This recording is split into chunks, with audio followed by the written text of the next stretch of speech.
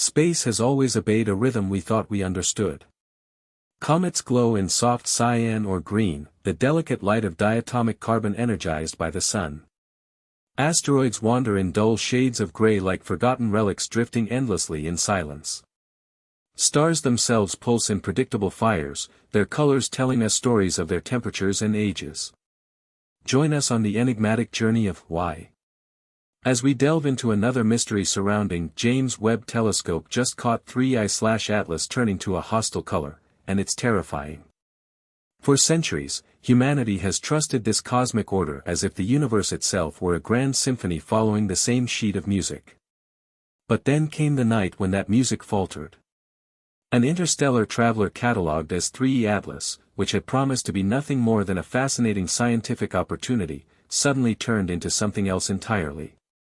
Through the eyes of our most advanced observatories, including Hubble, Kepler, Spitzer, and above all, the James Webb Space Telescope, astronomers watched in disbelief as the object's glowing coma began to shift, abandoning the familiar cyan hues of a comet and transforming into a deep, pulsating crimson red, a color that doesn't belong in the cold theater of space. To the untrained eye, it might look like just another strange astronomical phenomenon. But to scientists, that red was a siren. It was too pure, too uniform, too deliberate. It wasn't reflection. It was emission. 3I/Atlas wasn't shining with the sun's borrowed light. It was shining with its own. And in that moment, a comet became something else. A natural body became an artificial puzzle. And a discovery became an activation. When 3I/Atlas was first spotted, it seemed like the kind of cosmic visitor that fuels astronomers' dreams. Traveling at more than 100,000 miles per hour, it appeared as a faint smudge in the void, gradually brightening as it made its way toward the inner solar system. The scientific community was ecstatic. This was only the third interstellar object ever observed after Oumuamua and Boris. A rare opportunity to study a fragment from another star system, to peer into the chemistry and structure of alien material that had traveled for perhaps millions of years across unimaginable distances. For months, it behaved like a model comet, and excitement only grew. But then, without warning, the data began to shift. Spitzer, operating in infrared, registered a massive spike in heat from the object's nucleus, far greater than anything that could be explained by normal outgassing. That alone was puzzling, but not unprecedented. But within minutes, Webb's instruments painted a far stranger picture. The familiar coma of faint green light vanished, replaced by a crimson glow so intense and rhythmic that it appeared to throb like a living thing. Astronomers scrambled, redirecting Hubble and even the retired Kepler telescope to verify. The results were identical. The color change was real, and the light was not steady.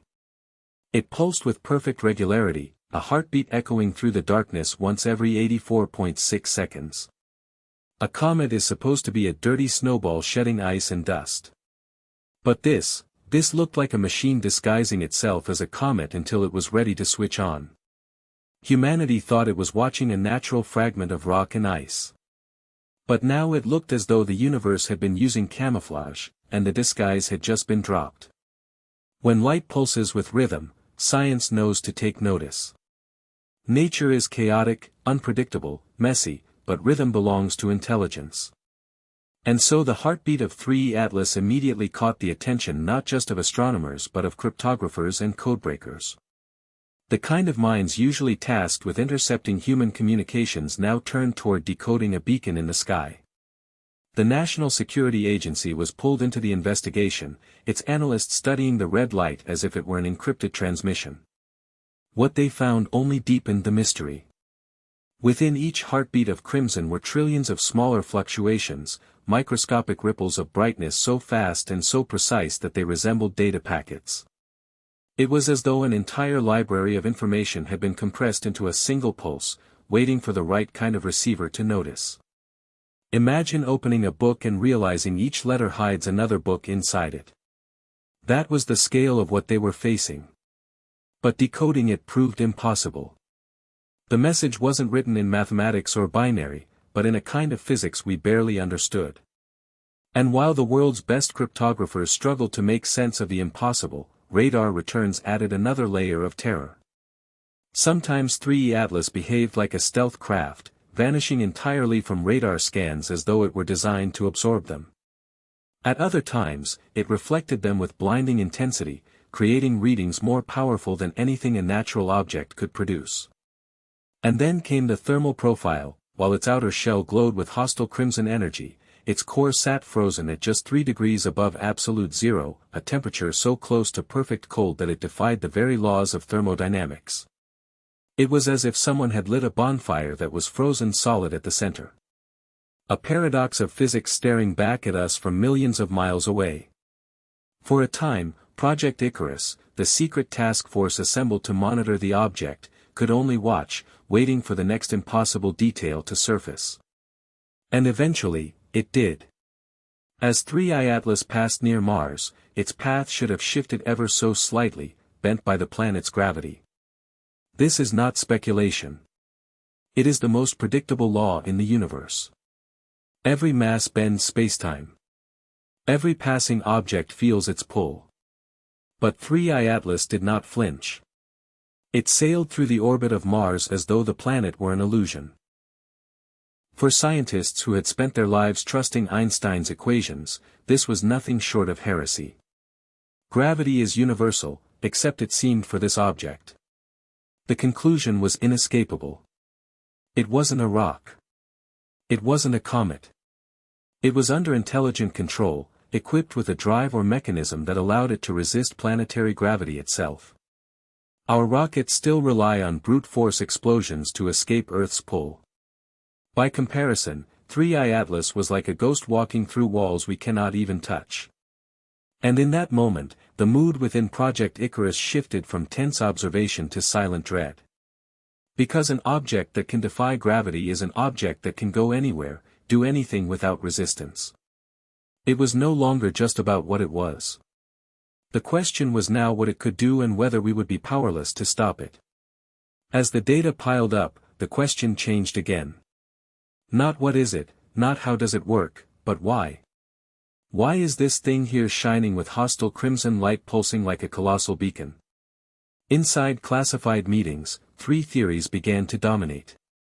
The first, called the lighthouse theory, suggested that 3I Atlas isn't here for us at all. It's an ancient beacon switched on to warn of something else. Perhaps a dangerous region of the galaxy we're drifting into, or an unseen threat approaching from the void. The red light in this scenario is not directed at Earth, but at the cosmos itself, a galactic danger sign blinking into the dark. The second, darker theory became known as the Harbinger. It suggested that the crimson pulse marked the beginning of the object's true function, the release of microscopic self-replicating machines, nanoscopic seeds designed to terraform planets, rewrite atmospheres, or alter biology, preparing a world for future colonization. The red wasn't just light. It was the color of our world beginning to change. And then there was the most unsettling theory of all, the litmus test. According to this, everything we've witnessed, the disguise, the color change, the signal, is not the main event, but the experiment. A psychological probe crafted to test our reaction, to see whether humanity panics, whether it prepares for war, whether it tries to communicate, or whether it simply watches in fear. In this interpretation, the object isn't here to destroy or colonize. It's here to measure us, to evaluate us like lab rats confronted with something outside comprehension. And the most disturbing part, if that's true, then someone or something is watching right now, studying our every move, taking notes on how we handle the impossible. The more scientists dissected the crimson heartbeat, the stranger it became. At first, the 84.66-second rhythm seemed like a simple on-off signal, the kind of pattern you might expect from a beacon. But buried within each pulse were microscopic oscillations so rapid and intricate that they resembled layers of compressed data. Imagine listening to a single musical note only to discover that hidden inside are symphonies, voices, and entire archives woven into the vibrations themselves. That is what analysts at the NSA and private cryptography labs confronted. Every fluctuation carried structure, as if the light itself had been engineered to carry information across the void. Yet, when they tried to decode it, the language collapsed into something unrecognizable, a physics-based script beyond our alphabet, beyond binary, beyond mathematics as we know it. Some compared it to staring at an alien operating system. We can see the code is there. We can see it runs on logic, but we have no key to unlock it. The realization was chilling. This wasn't noise. It wasn't even necessarily a message. It was a transmission waiting for the right mind or the right machine to understand it. And perhaps, just perhaps, that mind isn't human. While the public still believed 3I Atlas to be nothing more than a comet, a classified task force named Project Icarus was working around the clock to monitor every flicker, every shift in trajectory, every anomaly the object produced. For the scientists and military officers inside the project, the discovery no longer belonged to the realm of astronomy. This was a defense issue, a national security crisis with implications far beyond our technological grasp. Icarus used the combined might of Earth's largest radio dishes, orbital sensors, and classified satellites to build a profile of the visitor. What they found deepened their unease. The object's shape, a jagged shard more than 2 miles long, wasn't constant. Radar scans suggested its geometry changed, sometimes appearing sharp, sometimes blurred, as if its surface could alter the way it interacted with energy. Even stranger, its radar profile mirrored that of advanced stealth craft. Invisible one moment, blindingly reflective the next. To the veterans of the U.S. Space Force, this was the behavior of a craft not hiding by accident, but choosing when to be seen. And in warfare, that's the most unnerving move of all. The final proof that 3 Atlas was under intelligent control came not from light, not from radio, but from gravity itself. When it drifted past Mars, its path should have curved even slightly under the pull of the planet's mass. Astronomers calculated the expected deviation to the meter, but the deviation never came. It was as though Mars didn't exist. A 2-mile structure moving at impossible speed simply ignored the tug of an entire world. That kind of defiance can't be achieved by rock or ice. It can only be achieved by a mechanism, a drive that neutralizes the most universal force in nature. In that instant, the illusion of a comet dissolved. Humanity wasn't watching a drifting relic. It was watching a ship, a probe, or something even stranger. A construct moving through our system by choice, not by chance. To those inside Project Icarus, the revelation was staggering. Rockets are still our proudest achievements. But compared to this, they're toys. Spears hurled by cavemen, while this object walks effortlessly through walls. It wasn't just the breaking of physics. It was a demonstration of superiority. A message written not in words but in defiance of gravity itself. With proof mounting that 3 Atlas was no natural wanderer, the debate turned to purpose. Why here? Why now? Why in this way? 3 terrifying theories rose to prominence. The lighthouse theory imagined the crimson glow as a warning beacon activated not for us but for the galaxy itself. A signal that our system has entered a hazardous corridor of space or that another greater threat approaches unseen.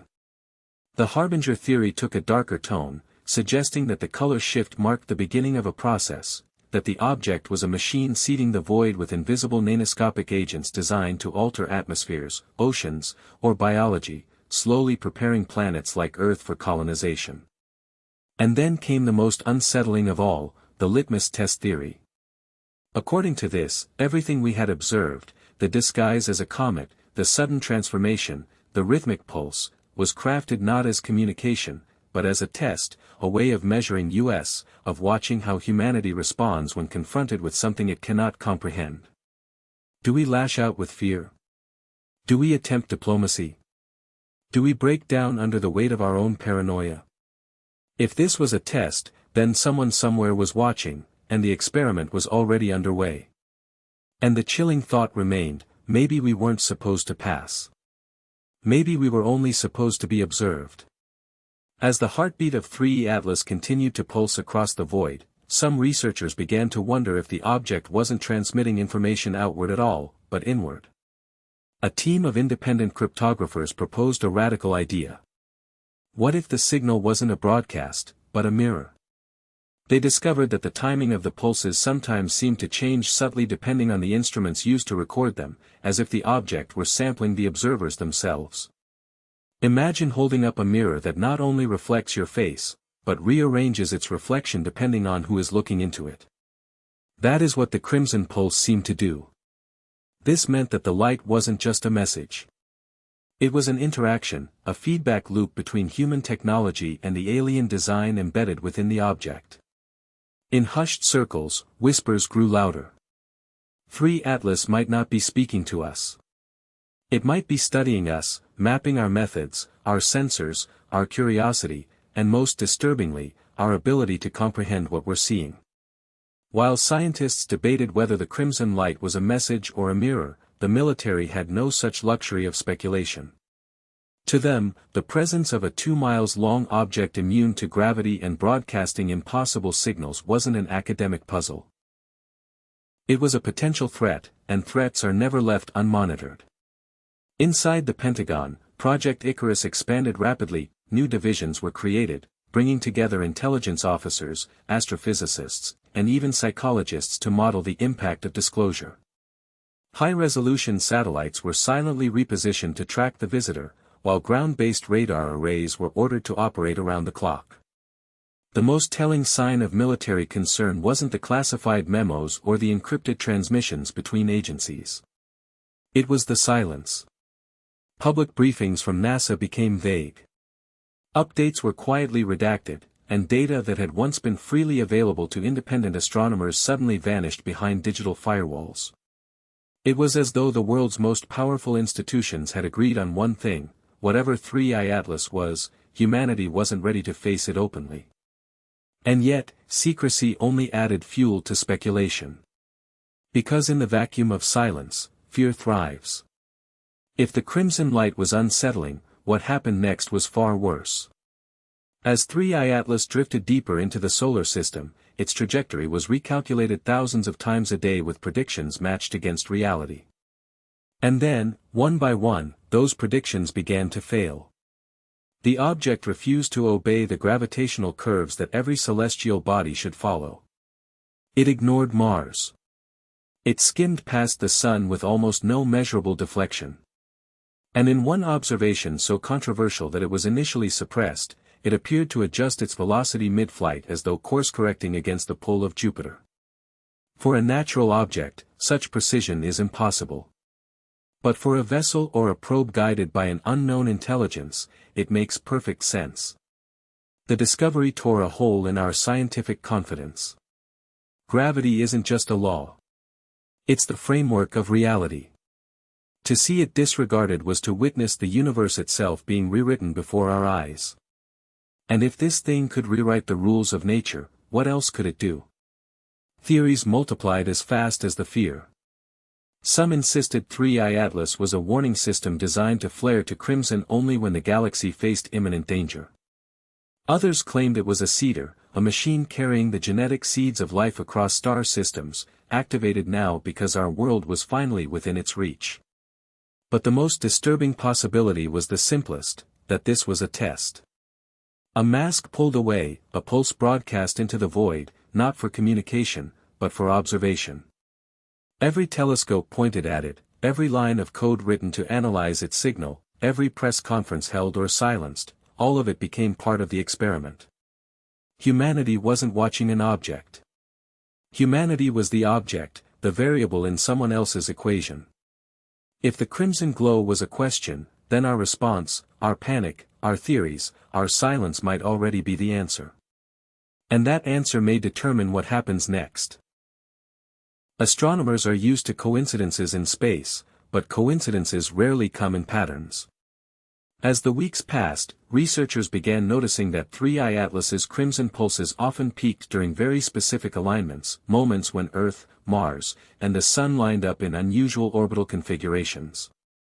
At first, it seemed like mere chance, but when statisticians ran the numbers, the odds of these timings occurring randomly collapsed into impossibility. It was as if the object knew where the planets would be, as if it had anticipated our system's clockwork and was responding to it. Some even argued that 3I Atlas wasn't just aligning with planets, it was syncing itself with us. The timing of its pulses began to resemble the patterns of ancient astronomical cycles recorded in megalithic sites like Stonehenge and Teotihuacan, structures humans built thousands of years ago to mark cosmic rhythms. Could this mean the visitor wasn't new at all? That it had been here before, watching, waiting, and now choosing the moment to reveal itself? The thought sent chills through the scientific community. Because if this was true, the crimson glow was not a reaction. It was a ritual. Project Icarus had access to some of the most advanced radar and imaging systems on Earth. And when they stitched together the data, a disturbing truth emerged. 3I Atlas's shape wasn't stable. At times, the object appeared as a jagged shard of glass. But at others, its outline shifted into sharp geometric forms that no natural body should ever possess. Triangular reflections appeared, vanishing in seconds, followed by symmetrical ridges that looked engineered rather than accidental. Some frames even suggested a lattice-like structure running through its interior, as though it were hollow or built. For scientists, this was the moment when denial became impossible. Rocks do not change shape. Ice does not arrange itself into geometry. Only machines do that. And yet, to call it a machine felt inadequate because its geometry didn't justify geology. It seemed to adapt depending on who was looking. Different sensors produced different forms, as though the object wasn't simply being observed but was presenting different faces to each set of eyes. This wasn't just technology. It was camouflage of the most advanced kind, a living riddle that refused to show its true form. Then came the echo. While monitoring the heartbeat of 3 Atlas, deep space radio antennas in California and Australia picked up something they couldn't explain, a return signal. But it didn't come from the object itself.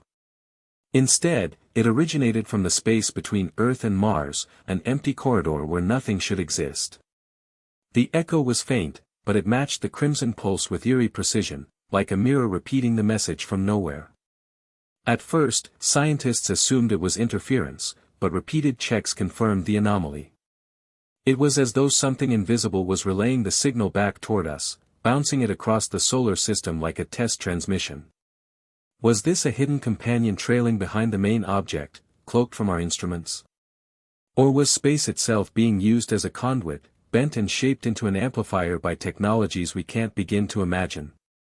Either possibility was unsettling because it meant we weren't just observing 3 Atlas anymore. We were inside its network, caught in a web of communication we didn't understand, a conversation where humanity wasn't the speaker, only the subject. The final discovery before silence fell may have been the most disturbing of all.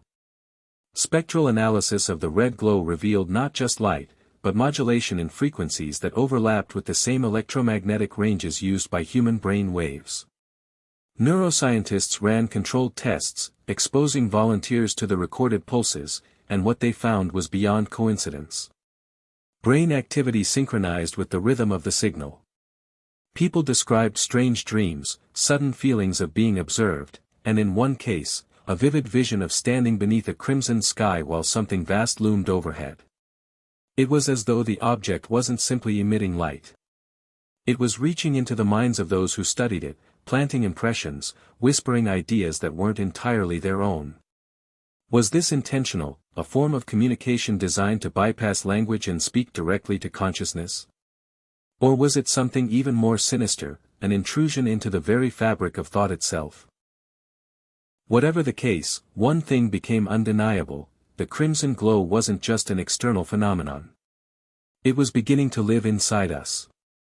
We began by thinking we had discovered a comet, a simple fragment of rock and ice from another star system, a chance to study the universe beyond our neighborhood. But with every pulse, every impossible reading, every crimson heartbeat that echoed through the void, 3I Atlas shattered that illusion. This was never a comet. It was never a harmless visitor. It was something alive with intent, something that could defy gravity, rewrite the rules of physics, and perhaps even reach into our very thoughts. And now the truth hangs heavy in the silence left behind. If this object wanted to remain hidden, it could have done so easily. It could have slipped past our instruments undetected, vanished into the dark as quietly as it came. But instead, it revealed itself. It chose to glow, to pulse, to challenge us with a signal too complex to decode and a presence too vast to ignore. This was not an accident. It was deliberate. So the question is no longer what is 3i Atlas. The question is why us? Why now? Was it a warning, a seed, or a test?